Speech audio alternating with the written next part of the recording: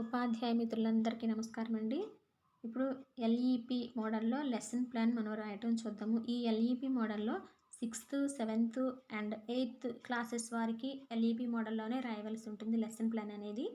ఇప్పుడు లెసన్ ప్లాన్లోకి వచ్చేద్దాం. ఇది కూడా ఎన్సీఈఆర్టీ వారు ఇచ్చినటువంటి నూతన టెంప్లెట్ విధానం ప్రకారంగానే రాయబడింది.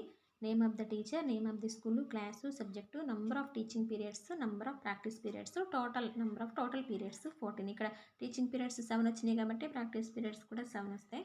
అంటే ఎన్ని టీచింగ్ పీరియడ్స్ అయితే మనం తీసుకున్నామో అన్ని ప్రాక్టీస్ పీరియడ్స్ని తీసుకోవాల్సిన అవసరం ఉంటుంది. ఇప్పుడు నేమ్ ఆఫ్ ద లెసన్ భారతీయ సంస్కృతి, భాషలు మరియు మతాలు టాపిక్లో ఫస్ట్ది ప్రీ రిక్విజిట్స్. అంతకుముందు మనం రాసిన లెసన్ ప్లాన్లో అయితే ఇది లేదండి.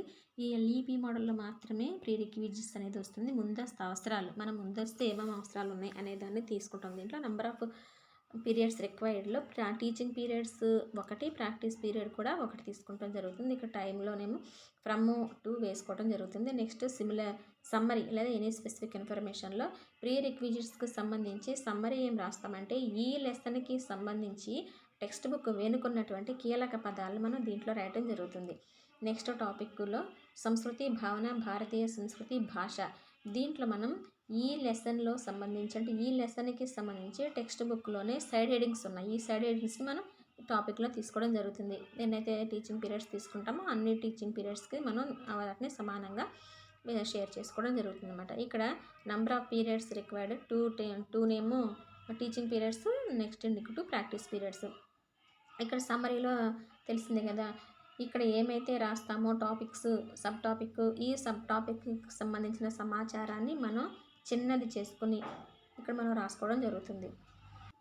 మిగతా కూడా అన్నీ అంతేనండి. ఇక్కడ అయిపోయిన తర్వాత నెక్స్ట్ మనకి టీచింగ్ పీరియడ్ అయిపోయింది. నెక్స్ట్ ప్రేయర్ కాన్సెప్ట్ స్కిల్స్ అంటే ఉన్ముఖీకరణ అనేది మనం ఎన్ని విధాలుగానే ఉన్ముఖీకరణ చేయొచ్చండి. విద్యార్థులతో మనం పాఠం పేరు చెప్పించడానికి మనం చేసేటటువంటి కృత్యాలన్నమాట. అంటే అది మనం కథ చెప్పడం ద్వారా కానీ, కొన్ని చిత్రాలు చూపించడం ద్వారా కానీ, కొన్ని ప్రశ్నలు వేయడం ద్వారా కానీ, సన్నివేశాన్ని వివరించడం ద్వారా కానీ ఎలా అయినా సరే మనం ఉన్ముఖీకరణ ప్రక్రియను మనం చేపట్టవచ్చు. ఇక్కడ నేనైతే కొన్ని క్వశ్చన్స్, కొన్ని చిత్రాలు చూపించి ఉన్ముఖీకరణ ప్రక్రియ చేపట్టడం జరిగింది. లెర్నింగ్ అవుట్కమ్స్ అంటే అభ్యసన ఫలితాలు. ఇది టెక్స్ట్ బుక్లో ఆల్రెడీ ఉన్నాయండి, మనం చూసి ఇది రాసేసుకోవడం జరుగుతుంది. నెక్స్ట్ నెంబర్ ఆఫ్ పీరియడ్స్ 14 తీసుకున్నాం. టీచింగ్ లెర్నింగ్ ప్రాసెస్ అంటే బోధన అభ్యసన ప్రక్రియ. ఇంట్రడక్షన్ ప్రేరణ అంటే విద్యార్థులని ప్రేరేపించడానికి మనం ఏం ప్రక్రియ అయితే చేసామో అనేది ఇక్కడ రాసుకోవడం జరుగుతుంది. నెక్స్ట్ ఎక్స్పీరియన్సెస్ అండ్ రిఫ్లెక్షన్ అనుభవం మరియు ప్రతిబింబించడం అంటే ఈ పాఠానికి సంబంధించి విద్యార్థికి అంతకుముందు ఏమైనా అనుభవం ఉందా లేదా అనేది కొన్ని ప్రశ్నల ద్వారా మనం ఆ విద్యార్థి యొక్క గత అనుభవాలను తెలుసుకోవటం జరుగుతుంది. నెక్స్ట్ ఇప్పుడు కాన్సెప్ట్ స్టెప్స్ లేదా ఉపాధ్యాయుని కృత్యము, జట్టు కృత్యము, వ్యక్తిగత కృత్యము. దీనిలో టీచింగ్ పీరియడ్ 2, టీచింగ్ పీరియడ్లో 3 స్టెప్స్ ఉంటాయి, ప్రాక్టీస్ పీరియడ్లో 4 స్టెప్స్ ఉంటాయి.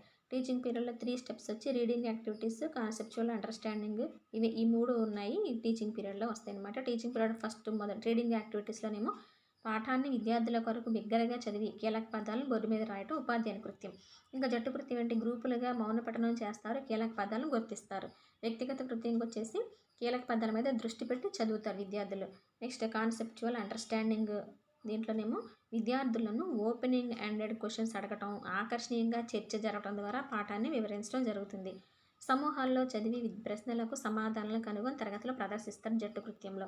ప్రశ్నలకు సమాధానాలు సొంతంగా రాస్తారు వ్యక్తిగత కృత్యంలో. Next synopsis generation through questions. నేర్చుకున్న అంశంపై విద్యార్థులకు కొన్ని ప్రశ్నలు అడిగి వారి ప్రతిస్పందనల ఆధారంగా సారాంశాన్ని బోర్డు మీద రాయడం జరుగుతుంది. విద్యార్థులు సమూహాల్లో వారు నేర్చుకున్న భావాల గురించి చర్చించి సారాంశాన్ని వ్యక్తపరుస్తారు. వ్యక్తిగత కృత్యం కూడా దాదాపు సేమ్. నెక్స్ట్ ప్రాక్టీస్ పీరియడ్లో 4 స్టెప్స్ ఉంటాయి అనుకున్నాం కదండి. ఈ 4 స్టెప్స్ ప్రాక్టీస్ పీరియడ్లో ఉన్నవి. ఒక్కోదానికి మనం ఏ స్టెప్ కింద ఏం చేస్తామనేది మనం ఇక్కడ రాసుకోవడం జరిగింది. Next check for understanding questions. Factual questions అంటే తెలుసా, అందరు విద్యార్థులు ఒక ప్రశ్నకి ఒకే రకమైన సమాధానాన్ని రాయగల ప్రశ్నలు ఇక్కడ రాస్తాము. ఓపెన్ ఎండెడ్ అంటే విద్యార్థుల యొక్క వాళ్ళ ఆలోచన విధానాన్ని బట్టి ఆన్సర్ కూడా మారిపోయేటటువంటి ప్రశ్నలను మనం ఇక్కడ రాస్తాం అన్నమాట. Next student practice questions. ఇది విద్యార్థులకు మనం బోర్డు మీద కానీ లేదా వర్క్షీట్లో కానీ టెక్స్ట్ బుక్లో కానీ ఇచ్చేటటువంటి క్వశ్చన్ స్టూడెంట్ ప్రాక్టీస్ క్వశ్చన్ అంటాము. నెక్స్ట్ అసెస్మెంట్ మూల్యాంకనం. నెక్స్ట్ అసెస్మెంట్ మూల్యాంకనం అయిన తర్వాత నోట్స్ అనమాట. విద్యార్థులకు వారి సందేహాలు అడగడానికి కొంత సమయం ఇచ్చి వాటిని నివృత్తి చేస్తాను. ఎక్కువ అవసరం లేని విద్యార్థుల యొక్క సమస్యను తెలుసుకొని వారి సమస్యల పరిష్కారంలో మనం సహాయం చేస్తాం. ఈ నోట్స్ అనేది మనం ఈ పక్కన రాసుకోవడం జరుగుతుందండి. పక్కన అంటే ఇక్కడ ఈ టేబుల్‌లో ఈ చివర ఈ ఫిఫ్త్ కాలమ్‌గా మనం నోట్స్ రాస్తాము. లేకపోతే ఈ కిందనే రాసుకోవచ్చు. నేనైతే ఈ కింద రాయటం జరిగింది. Okay. Thank you to all. మన లెసన్ ప్లాన్ కంప్లీట్‌గా పూర్తయిందండి. ఇది మీకు నచ్చితే గనక మీ ఫ్రెండ్స్‌కి షేర్ చేయండి. మన ఛానల్‌ని సబ్స్క్రైబ్ చేసుకోండి. Okay. Thank you to all.